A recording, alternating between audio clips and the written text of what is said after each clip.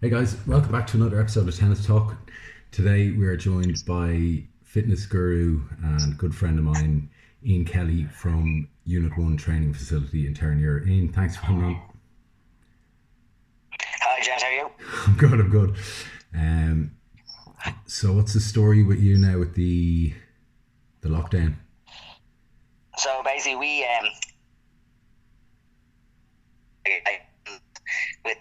were keeping our distance. We do class of 9 people in the gym. So obviously we have a small little place there in Terranure. So what we had to do was we had to cut it down to like groups of 3 plus myself and Claire McGlynn, who I work with in the gym, and we were taking people in the park. So we had 1-on-3, and we were doing half an hour sessions. So we kind of kept it going there for up until yesterday, and then obviously Leo on Friday night there, locked us all down. But look, it's definitely the right thing to do. Yeah, It was kind of becoming stressful as well. You know what I mean? Like, and just yeah, it's kind of, I'm glad it's done, so we can kind of get through these 2 weeks now, and hopefully that'll yeah, get us back on track. yeah. And if it's longer than 2 weeks, have you thought about doing these? I know some fitness instructors are doing the kind of the Zoom classes. Yeah, like, so we have 100 members. So what we're trying to do is we're going to facilitate for our members first. There's a lot of stuff out there online, Mm. and we're putting all our stuff on YouTube. As I sent you on some stuff there. I think you might have gave one of the workouts a little go I, there today. I did, yeah. Um, Yeah, so yeah, we'll chat about that. I think. I did that work, the Thursday workout, Yeah. and I feel great, but I'm in absolute bits. I couldn't 50 burpees, just too much for me. Yeah. But I was kind of thinking afterwards that obviously I could look up one of your routines anytime and do it. Yeah. But if I knew that I was booked into a class at say 3 o'clock on Zoom with a bunch of other people, Yeah. it kind of nearly be forced you into it. You even charge like a small fee, maybe.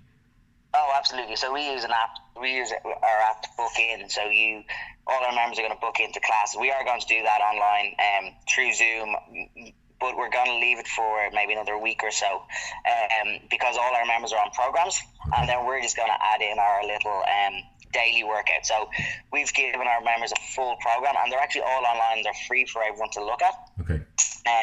The difference with what our members are getting is that they're getting that one-on-one contact with us, and then after that, then we're going to open it up to everybody to book into class, which is kind of what everyone else is doing at the moment, which is great. Like, every time you go on Instagram or YouTube, there's a home workout, which is Mm. brilliant. Like, Yeah. it's actually opened my mind to how many people are into fitness, Yeah. because you kind of do get a little bit cocooned in like your own little world of fitness and who you're coaching and how busy you are, but ultimately, like, everyone's out there to kind of do work, you know what I mean, Mm. no matter what it is. So it is great that it is becoming more open in this crazy time. Yeah.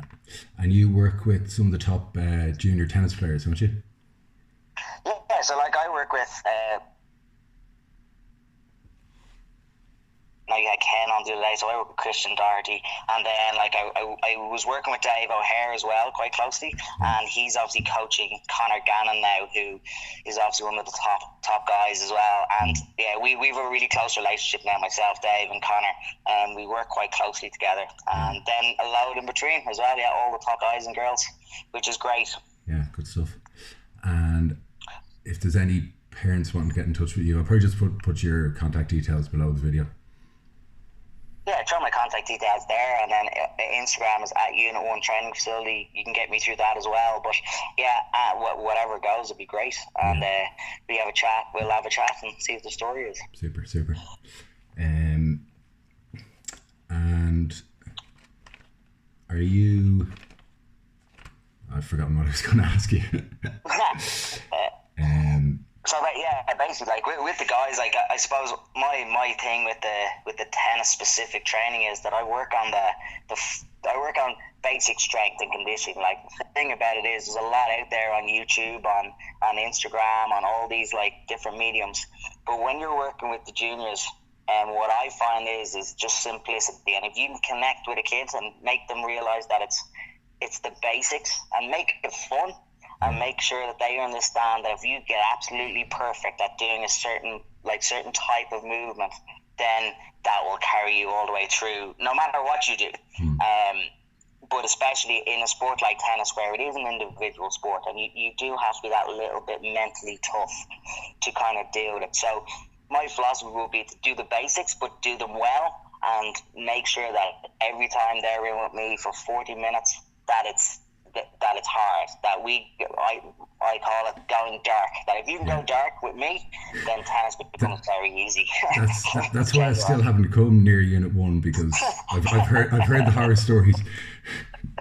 Yeah, I could hear your voice in my head when I was doing that session today. I'm like, come on, James, you lazy effing so and so. Yeah. The adults will definitely get a different set of vocabulary than the juniors, but it's all the same principle, I suppose. Yeah. I actually got a phone call off Sam Barry. Obviously, he was one of Ireland's top tennis players. And about 3-4 weeks ago, and he was like, because we did a bit of work coming towards the end of his career, like very, very little now. And he was like, Ian, can I come down? Like, I've been kind of sitting around. I want to get back into it. I just want to kill him. Can you just program me something Saturday morning? I'll be there. I was like, yeah, no bother. And it's just funny to see how that athlete mentality never leaves some people, and they want that push. Yeah. And it's probably a more general chat for me and you, but what else do you do in your spare time? Very little, so like generally not a huge amount, but my days would be 5:45 in the morning start, and most days I wouldn't be coming home till maybe 8:30. So on Saturdays I work till 12 or 1, do a lot of training myself, and then just take Sunday completely off. But in terms of my own fitness, I dabble in the CrossFit world myself, so that keeps me entertained. Do the odd competition here and there, but like yourself, James, I'm getting old. Yeah. So I'm nearly a masters now, which is great. I can't wait to hit that, and hopefully maybe do better. And come here, the CrossFit guys. Are the CrossFit guys pushing you to the paleo diet, or what? What's your? No. I wouldn't go that far now. No, I have to say the CrossFit community, it gets a bad name, but there's a lot of good people out there, especially in Ireland, because we've such a small community. Once you kind of tip over into the States, it does become a little bit of the nearly cult-like. Bible cult-like, and they'd all be very into their Bible readings and all that sort of stuff. But that's more in the States, I think. In Ireland and the UK, it's very much just into the fitness. Yeah. Thank God, literally. So come here to me. We have a quiz on the podcast called Champ Breaker, and I have tailored. So myself and Ian know each other. We used to work in the second best tennis shop in Dublin, in Fitzwilliam there. Agreed. So you'll see that the questions are tailored to your experience. Okay. So question 1: who was famously stabbed by a spectator in 1993? Monica Seles? Yes. Brilliant. Jeez, I'm under pressure here now. Hang on, go on. I have to sit up for this. Yeah. So you have a couple of people on 7 out of 10, and Mike Paddy Lass Johnson is on 4. So just make sure we beat him. Okay. Question 2: name 2 tennis brands that have cats as their logo, or a type of cat as their logo. Caracal? Yeah. What's the second one? 2 tennis brands. Would clothing count as well, or are we kind of? No, more racket specific.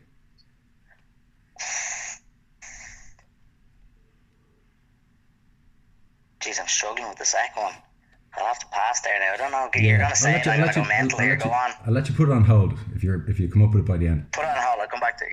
Yeah. How heavy is Roger Federer's tennis racket? 340.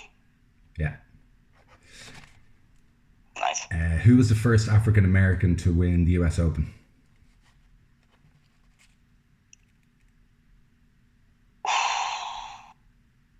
No, struggling. Don't know. Not a clue. Arthur Ashe. Should have had a guess. That was a trick question. What is the permissible length of a tennis racket? As in, how long can it be according to the rules? 27 inches. No, 29. No, 29. On the oversized head. Yeah.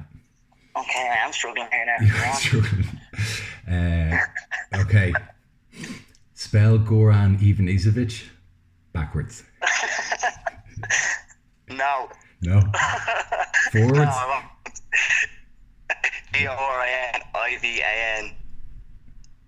Goranivaniisic.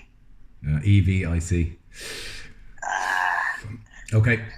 What record did Maria Sharapova break in 2009 Wimbledon? 2009. That was Give you a 10 hint. years ago. What is she famous for? Will I give the most recent answer, drugs, or will I give a more political answer? Well, don't give that answer now, maybe.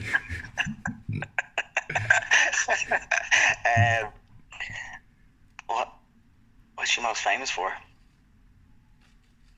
I don't know, the loudest scream, maybe. Yes, I actually don't know. That's Yes, it. unreal, Yeah. yes, nice.